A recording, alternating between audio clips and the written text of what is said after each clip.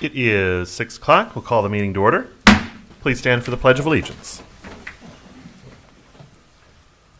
I pledge allegiance to the flag of the United States of America and to the republic for which it stands, one nation, under God, indivisible, with liberty and justice for all.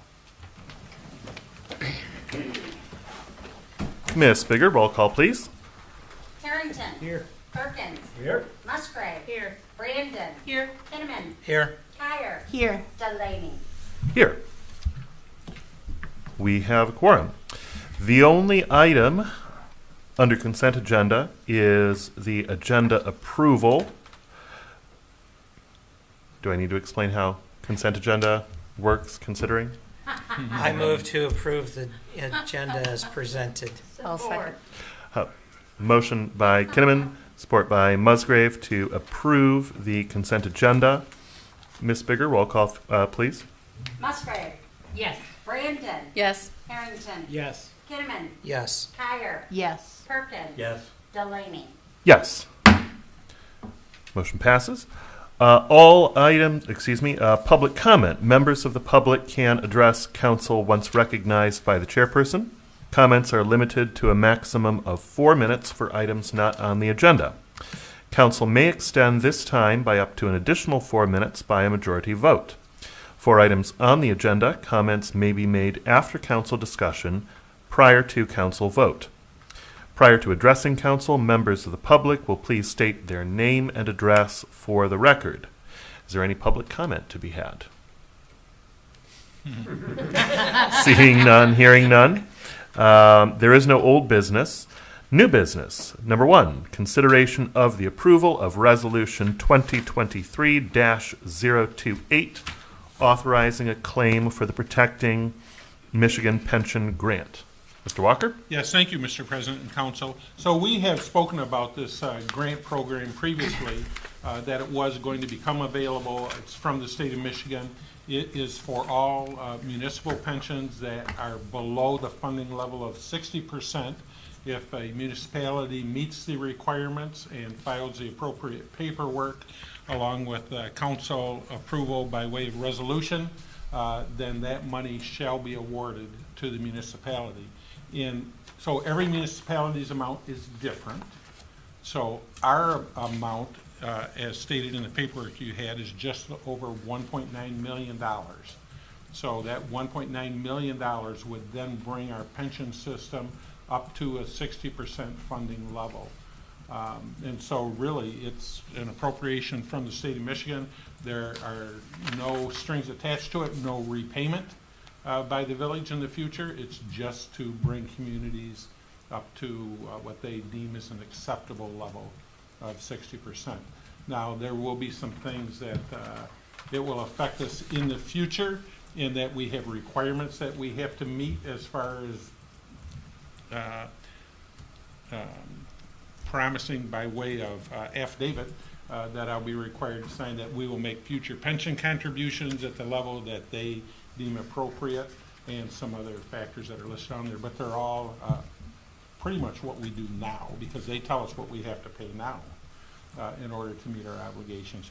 So this resolution 2023-028 is all that's required. It is all spelled out in the resolution, and we would ask for council's consideration and approval. Thank you very much, Mr. Walker. I would entertain a motion in support before we proceed to discussion. I'll make the motion that we approve Resolution 2023-028, authorizing a claim for the Protecting Michigan Pension Grant. Second. Motion by Musgrave, support by Kinnaman. Council discussion.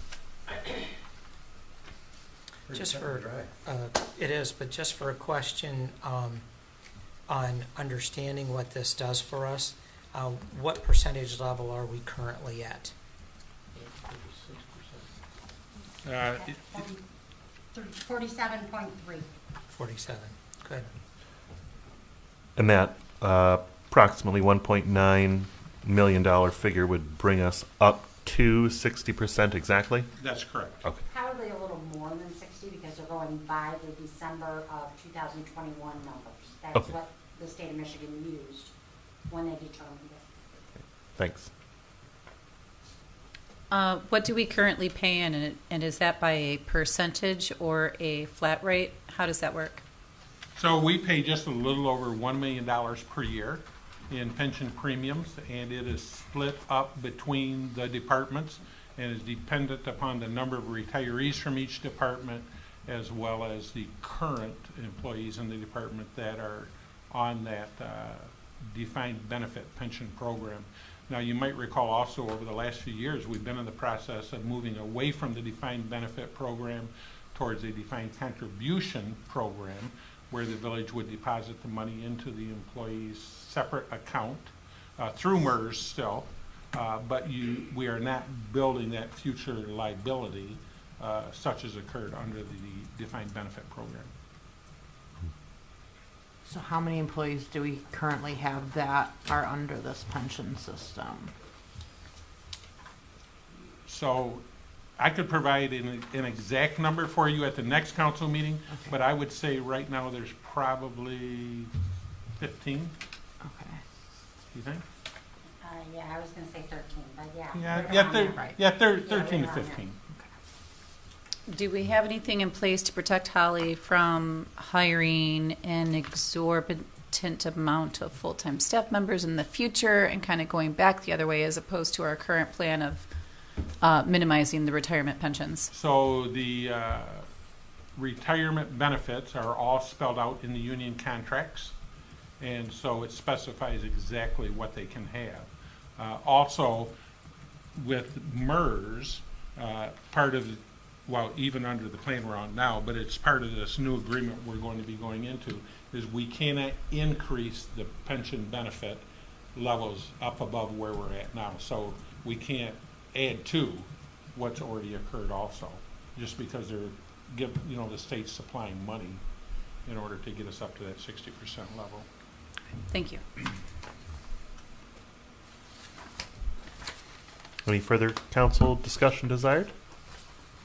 What did they move to, 401k style? It's a defined contribution, they call it, but it's a 401k. Each employee has their own separate account.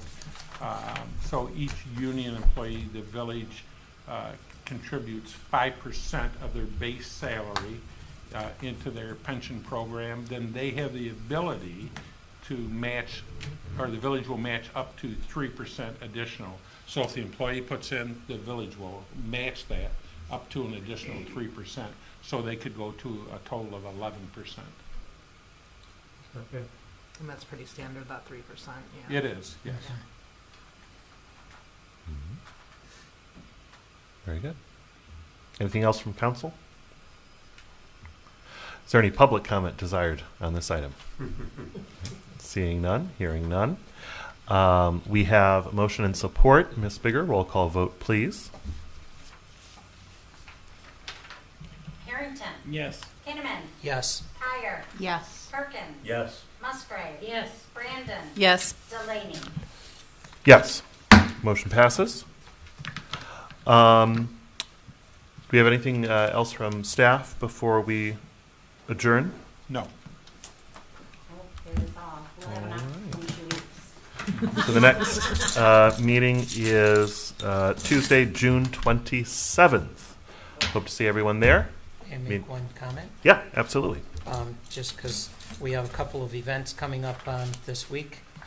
Thursday night is Concert in the Park, and if it is raining, it will take place at Carl Richter, 6:30 p.m.